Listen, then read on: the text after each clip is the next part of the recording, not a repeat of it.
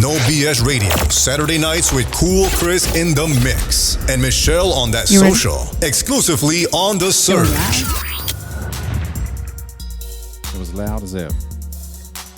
I'm going to have to find that other song, though. Okay, that's cool. Yeah. It's loud. Oh, my bad. Let me turn you down. Sorry. It's hard for me to tell because I don't have my earphones on, but It's okay. I think we got our S together. Try not to cuss because I know there's little babies listening. But it's all good. Let's get him on the phone.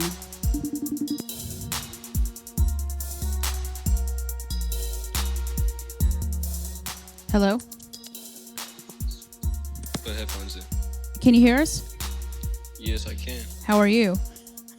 I'm pretty good. How are you guys? Good. Welcome. Thank you. So what's going on? How's your Saturday been so far? Man, it was great. I still with my wife basically the entire day. Just kicking it. Yeah, kicking it. Normal shit. Oh, yeah. So we came back from we were at a birthday party and we were just talking about, the bounce house and stuff like that too, like, what it would be like to be young again, just to kind of go and jump in the bounce house and, bounce around. Yeah, we were just kind of just hanging out, but I'm glad we've been talking for a while, so go ahead and tell everybody just a little bit about yourself. All right. Yeah, I'm CryBaby Center. I make a lot of trap metal music, and sometimes I'll venture into the world of like pop punk and emo rap, stuff like that. Okay. That's cool. So,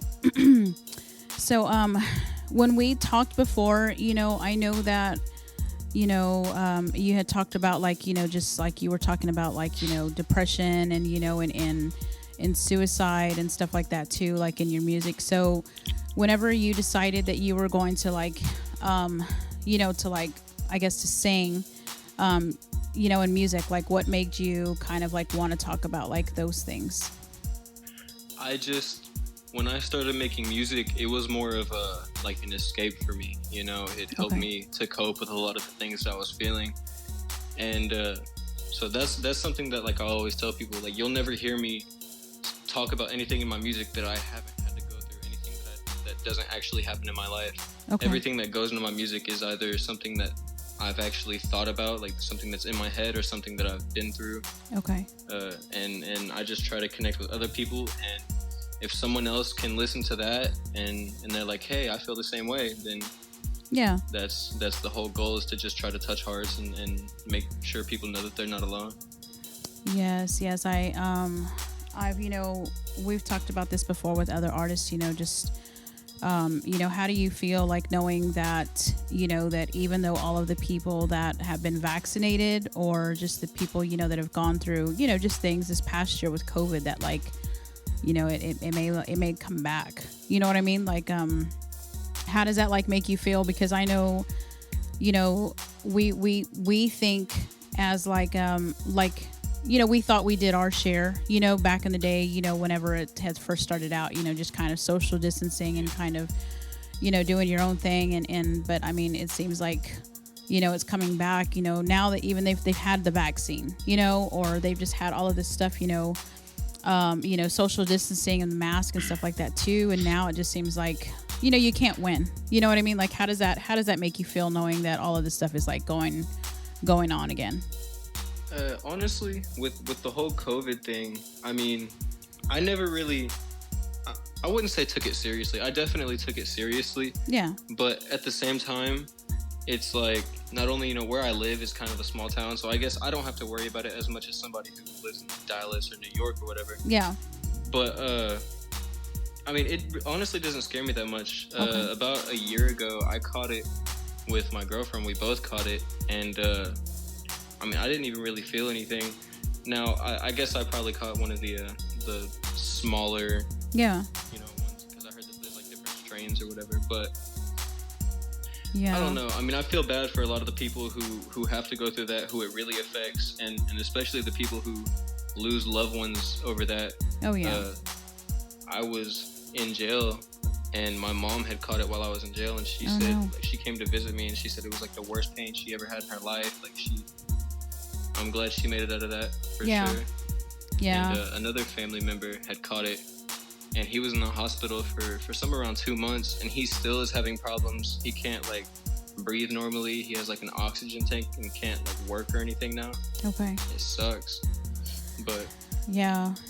Well, sorry to hear that. Yeah, I mean, it's just crazy now. You know, we have kids and they're going back to school, but you know, we still have them, you know, wear masks and stuff like that. So, but I mean, we've talked to artists, you know, in the past, you know, I can't believe, you know, that we're already, you know, in August, but you know, during the whole COVID thing, you know, a lot of artists, you know, kept busy. They were, you know, writing and producing music, you know, and all of this stuff too. So how did you guys, how did you and your wife, like, how did you guys stay busy? Well, yeah, for me, it was honestly just staying in the house and really smoking a bunch of weed and writing a bunch of music. That's all it really was for me. It was okay. I still went out, but definitely not as much. And I did the whole masks and all that. I hated it, but I mean, it was still because you know you're like doing it for others too, right? You know, like you just kind of comply. Yeah. And that's the thing they say: whenever you get it or wearing the mask, it doesn't keep you from getting it; it keeps you from giving it to others. Yeah. Yeah, it's kind of crazy. So, how long have you been married? No, I'm not really married, but but you call it your wife? I know, yeah, I call it. Oh no, it's cool. I mean, no, we've been together for about a year now. Okay, that's cool.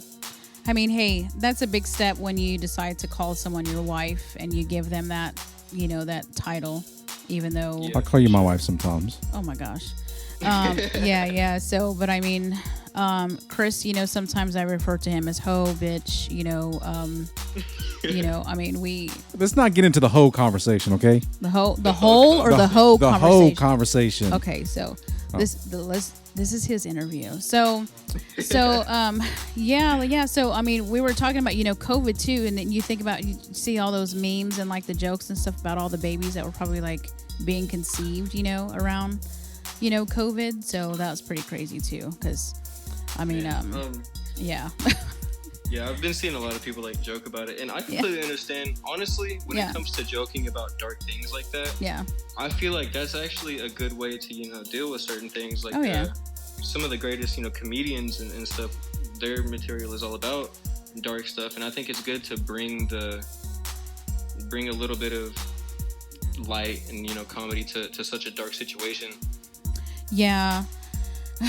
I don't know. I mean, we've kind of been like all over the place, you know, just because, you know, the whole station thing, you know, in music, I mean, look, we've kept busy, you know, but as being, you know, like, you know, married and family people, you know, that's what I was talking about. You know, we watched that movie Old, and it's just like, man, you know, like time flies so fast, you know, and so it's like there's not enough time in the day. There's not enough money in the world. There's not enough time in the day, you know, just to do what the hell you want to do. So it's like, I mean, you think about the people that are rich, you know, and you know, you wonder like, man, what the hell do they buy? Because they've got everything. At least we think, you know what I mean? But you know, when you talk about, you know, some of the like, you know, the world, you know, that just famous comedians and stuff like that too. Like, I mean, they went through, you know, dark times, but they made, you know, something out of it too. And here we're thinking like, man, they have everything, you know, but apparently, you know, they didn't have something, you know what I mean?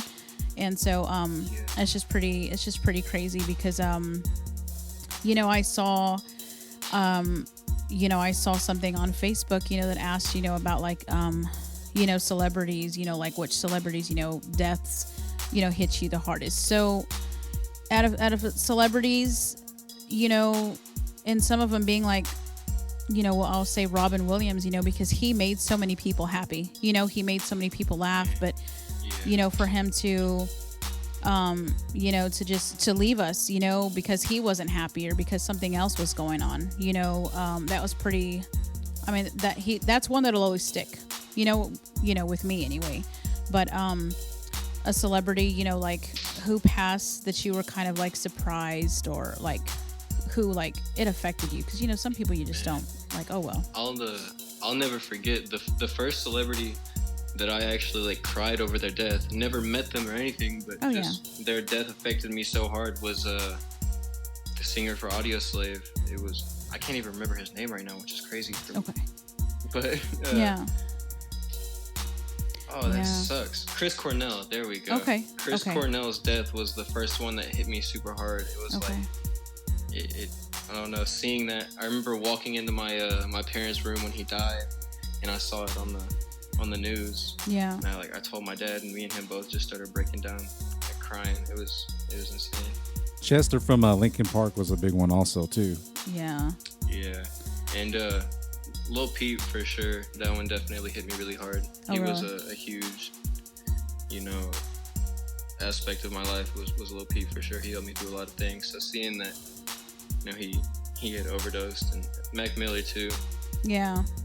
And it's crazy to see all these people overdosing now, especially like to see that being such a big thing. Like everyone's just so sad that they're filling themselves with all these drugs, and it gets to the point to where they can't.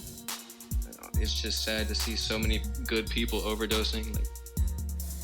Yeah, I think I don't know. I think that's probably why I'm just kind of one of those, like, you go through life just trying to treat people right. You know what I mean? There's some shitty people out there, but you're just like, man, and so I think that's just been enough for me, just to kind of like to teach our kids, like to go through life. Like, you don't know, like they say, like what battles, people are fighting, but then you've got like, douchebags that are like, because they've had a shitty life, they just want to inflict that on other people, and just be like shitty all the time. And so it can be the smallest of things too. Like walking down the street and someone bumps into you, and like you want to say something, but at the same time, you think about whatever they're going through right now, or just, if someone pops off and is just an asshole for no reason, for sure, it's always got to be in the back of your mind. Like, you don't know what they're going through that's making them be an asshole. So just go on with your day.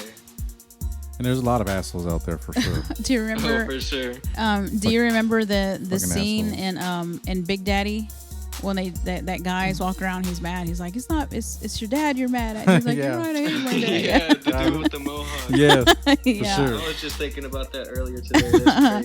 That's crazy. That's crazy. Okay, so tell us about so the first song that we have for you. Tell us about. Which one is that? Which one do you want us to play first? Which ones do you have? When the Devil Cries and Pazuzu, right? Yes. Pazuzu. Yes.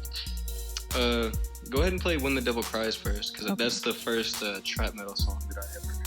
Okay, so trap metal. So what made you title this song? Like, what it... So the whole reason behind this song was... it was just kind of about... A lot of my songs are about, the demons that you face yourself. Mm-hmm. And When the Devil Cries is basically like the devil crying out to you, and then so it's got some stuff about, murder and just crazy thoughts that you may have just because, like, the devil's crying out to you, you have these crazy thoughts, he's putting these things in your mind. Like, I like it. Yes. All right. We're going to get into it right now. Hold on the line just a second. All right, party people. The name of this track is When the Devil Cries from CryBaby Sinner. Heard here exclusively on The Surge DFW.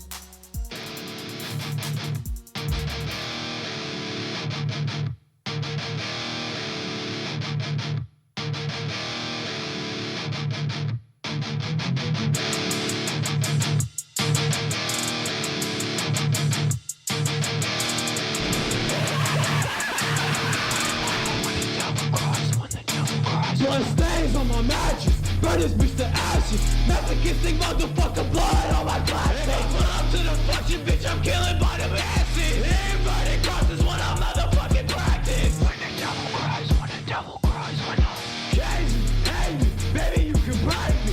Fucked up in the head, I think I might be going crazy. Praying every day that Lucifer might come and save me. When the devil cries, when the devil cries, when the devil cries, when the devil cries, when the devil cries, when the devil cries, when the devil cries, when the devil cries, when the devil cries, let me in the eyes, heart, baby, I'ma set her eyes, I'm away.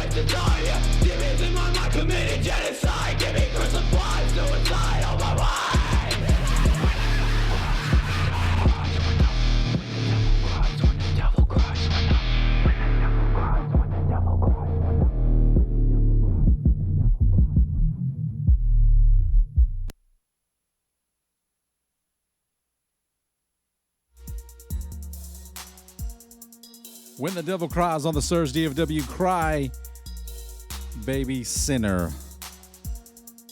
Bro, do you play the instruments in the or do you have like a band? Nah, it was that was actually just a beat, like a producer made that beat. But no, for a lot of my music I don't produce my own beats. I'm working on some of that stuff, but here in the near future I'll be doing some of my own guitar. But aside from the guitar, I can't really do too much else. I can play the drums, but Yeah, drums are dope. I always wanted to try to play the drums, but it just didn't work out. I like Dave Lombardo with Slayer. I think he's fucking awesome when it comes to speaking of drums, did you guys hear about Joey Jordison? Yes, we did. Me and my son are pretty big Slipknot fans, and he texted it to me whenever it happened. I was like, dang, man. Man, that's tough. That was crazy. I remember I saw that my girlfriend had showed that to me. Someone had posted it like a minute after it happened, and I looked at it and I was like, damn, like she was like, do you know this person? I was like, fuck yes, I know this person. Yeah, for sure. That's I crazy. think that's what I asked Chris too. I was like, hey, I said, did you know about this? And it just sucks. It like really sucks. But yeah, so have you seen the movie Strangeland? No, I haven't. No way. You put that on your list of things to do. So in the next couple days. your song gave me like it took me back to that movie. So Strangeland is with Dee Snider, and Kevin Gage is actually like a detective, and they have this guy, and he's not really a serial killer, right, Chris? Like he just likes to torture people.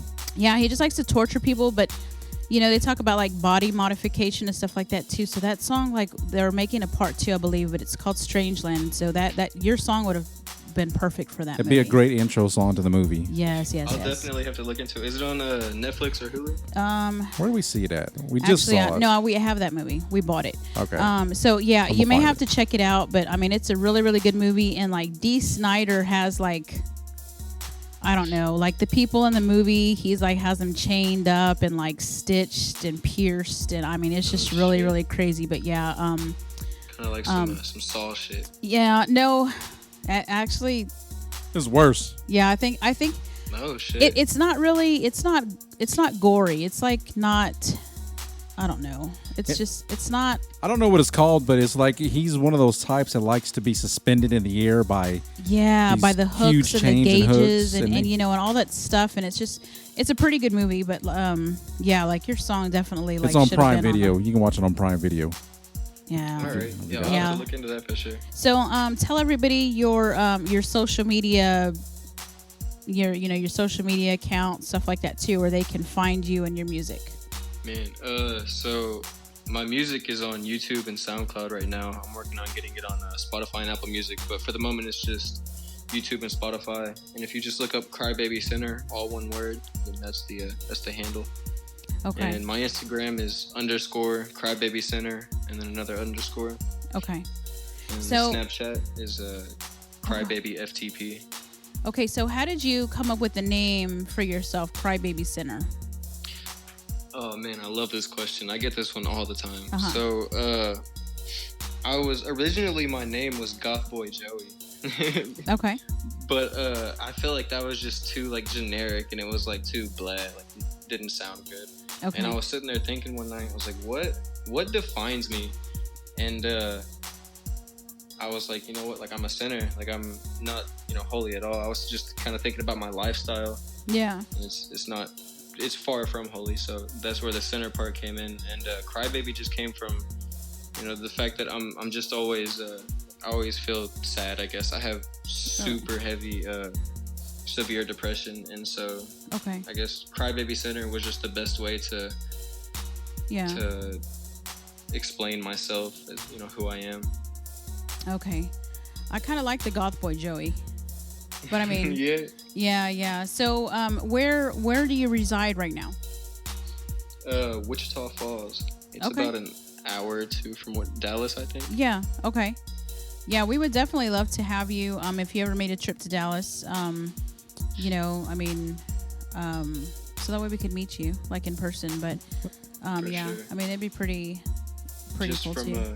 just from watching other interviews and looking at the social medias and stuff, it seems like definite, like, great down to earth energy there for sure.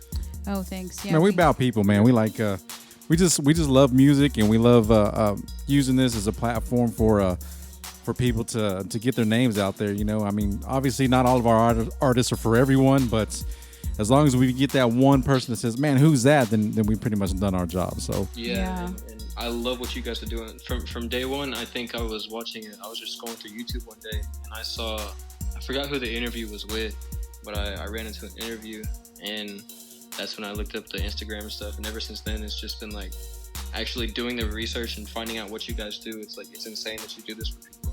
Thank you. You guys are That means dope for what you do, for sure. that means a lot, and you like, you know, just supporting you know, means a lot too, just because, you know, we feel like a lot of people, you know, they can think that we I was just gonna say something, that, you know, that we just kind of like ask for, you know, things in return or whatever, you know, but it's all about you guys, you know, and we love the fuck out of music. Like, I mean, we're pretty much listening to it, you know, all the time. And so, and it's kind of fucked up because I don't really, so Chris, don't kill me, but I don't have the surge on all the time. But when I do put it on, I know it's kind of shocking, but like whenever I put it on to hear, like, you know, like some Drake, and I always say I'm a fan of Drake too. So, but like if I hear like Drake, and then I'll hear like your song come on next, you know, I'm just happy. You know what I mean? It's great that you guys are putting on for people, for sure. Yeah, and you know, and it's just a word of mouth, you know. So you sharing, or we have like, you know, other artists that will share, you know, the interviews and the posts and stuff like that too. It's just crazy. But I mean, Chris and I just recently celebrated our 13th year anniversary, and I can't even imagine doing this with anybody else. I mean, he's my favorite DJ. He's a pain in the ass sometimes, but I mean, he's my favorite DJ. And I remember. Yeah. Oh, sorry. Yeah. No, I remember seeing your post about it, I think a couple weeks ago. Yeah. Congratulations, man. 13 Thank years. you. What is Yeah. What's that been like? I mean, a lot of people get the idea in their head that once you find your soulmate, oh, it's all clean roads from there, but they're not prepared for, you know, the bad days and the arguments. And So we for sure go through it, you know, but I always tell people all the time, you know, when we first met, I mean, we were friends at first, and we've kind of maintained that throughout our lives together, throughout our marriage, because, you know, and she'll say the same thing, if ever my wife fails me, my best friend comes through for me, and it's just a perfect balance of you know, finding the right person, and it took some time. It took some time before we ultimately, you know, found each other. But I mean, you know, that's when we go back to the hoe story. Yeah, I mean, because she was a hoe, and what? And no. Yeah. See, you make them choke. No, but it's really just it's. Are you okay? Yeah, it fucking made me choke. No, it's I mean, so Chris and I have known each other for what the fuck are you laughing at? Somebody said you can't. Well, I'm not gonna say that, man. Turn a hoe into a housewife. Yeah, somebody. That's what I said. The fuck about you. I but did anyway, it, man. I proved them wrong. Whatever. What the fuck ever. Okay. All right. So anyway, so let's get you some water. Make sure you're okay. My bad. No, but because we're recording this, like you're gonna be like, you know, choking on. Yeah, but awesome, no. man. So Chris and I have known each other for 20 plus years.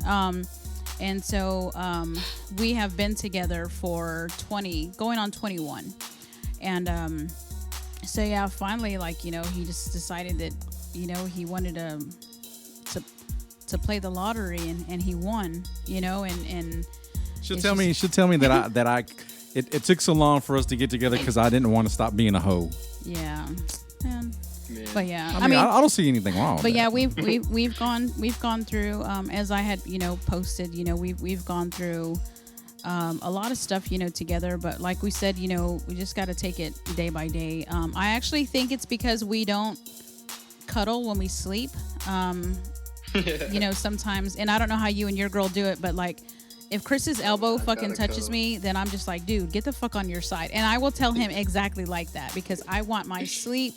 I want to be able to, to sleep comfortably. And yeah, no, all of that stuff that they show in the movies, like, oh, baby, my feet are cold. Can you? Yeah. Yeah, we definitely. That's Yeah. all bullshit. We definitely Me don't and my girl spoon. have that problem all the time for sure because that's like my love language is touch. Like I always got it doesn't matter if it's just like an elbow or whatever. Like I just got to be Yeah.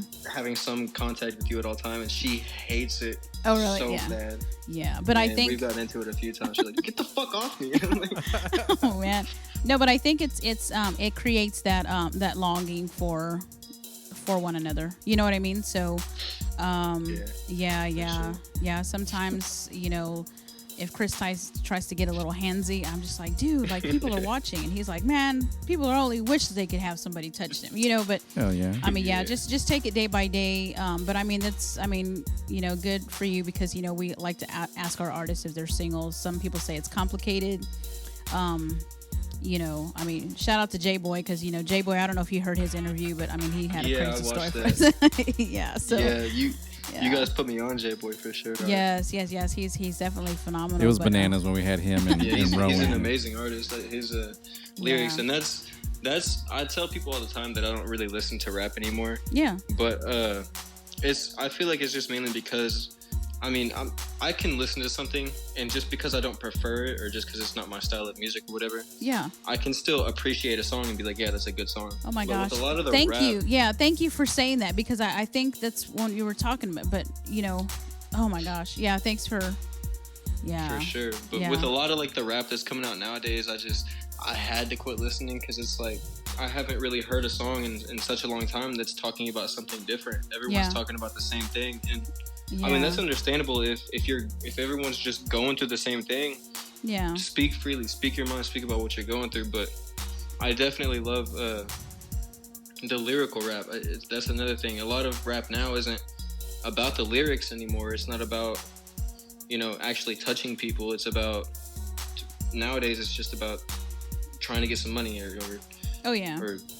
But I love when people go back to the lyrical roots of rap and actually try to write something that means something, not just to them but to other people as well. Oh yeah, that you can relate to. So tell us about your next song, which is Pazuzu. Pazuzu. So man, that was the story behind this song is probably the craziest that I'll ever have. So I don't know if you guys have ever heard of Pazuzu, but he was a huge Satanist, and he ran his house was like just a madhouse all the time. There was always people there, doing drugs or whatever. And if you look at the documentary, they talk about how you could do whatever you wanted there. You could act out your wildest imaginations, and they would just like spray paint on the walls, like they would just piss on the carpet, like cut each other, like do whatever they wanted to do. It was just a madhouse. And when I was writing this song, I came up with the lyric, "Welcome to the Madhouse." And when I said that, it reminded me of him. So then I kind of just sort of made it about his house. So the cover of the song as well, if you look at it on YouTube or SoundCloud, the cover of the song is actually his living room. Wow. I've heard of that before. I have to look it up to see because there was a scary movie, like a horror movie that talked about Pazuzu. But yeah, let's get it on. So guys, this is CryBaby Sinner, and this is Pazuzu, and you're gonna hear it here on the Surge DFW.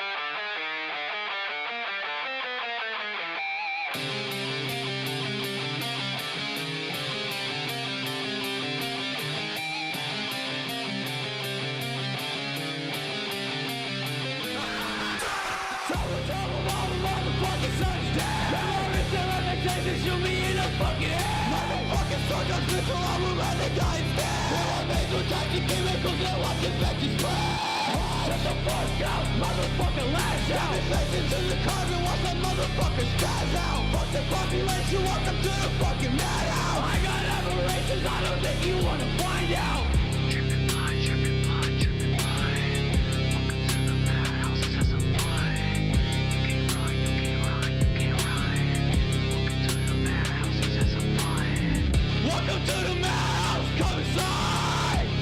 act on all the things that's on your mind. Murder, mutilation, even suicide. Do I make you scared? Just look me in the eye.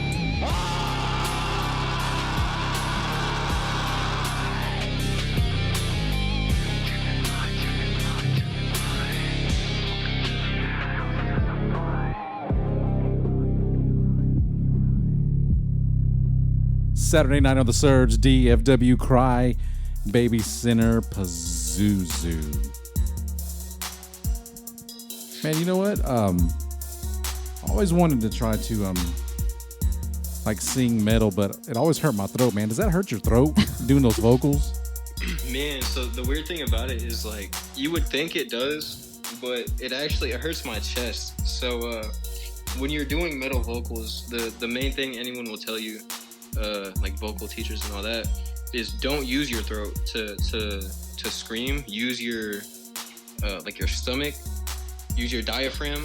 Yeah. Which is like right in your stomach. And so if you use your diaphragm, it you know helps your vocal cords and stuff. Because if you just scream using your throat, you're gonna completely fuck your vocal cords and your throat and all that. So I use my diaphragm, but I noticed that for a few hours, and for the next day, like once I wake up, my chest will like kind of be a little sore, just from I guess using all that breath and being so violent with it. But hell yeah, man.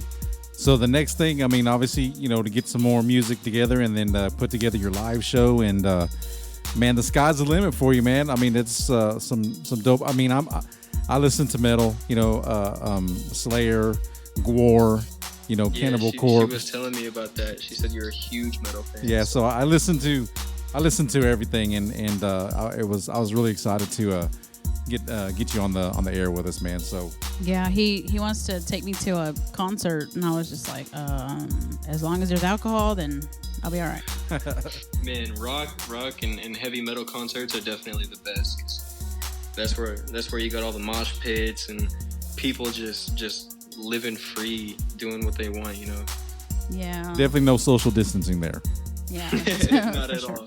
Well, we so I thank you for, you know, taking time out and you know, talking to us and stuff like that too, and you know, let your fans, your friends and family know that they will be able to you know, hear your music on the station. And I mean, we appreciate you for trusting us with your music, and hopefully, you know, we'll get to meet you sometime soon, especially knowing that you're not that far away. We'll definitely love to have you, but we will let you go, and we thank you. For sure. We got to set that up in the future, and thank you guys for having me. It's been a blessing. All right, man. Appreciate you, man. Take care of yourself. That is CryBaby Center on the Surge, DFW. Make sure you check him out on all social media, on his social media platforms. Check him out on SoundCloud and YouTube, and you know, don't judge, man. You know what I'm saying? Don't you know, just because material and content are, you know, based off of something, don't mean that's what it is, you know. So don't trip, don't say, oh man, what's going on with the Surge? Ain't shit like that, man.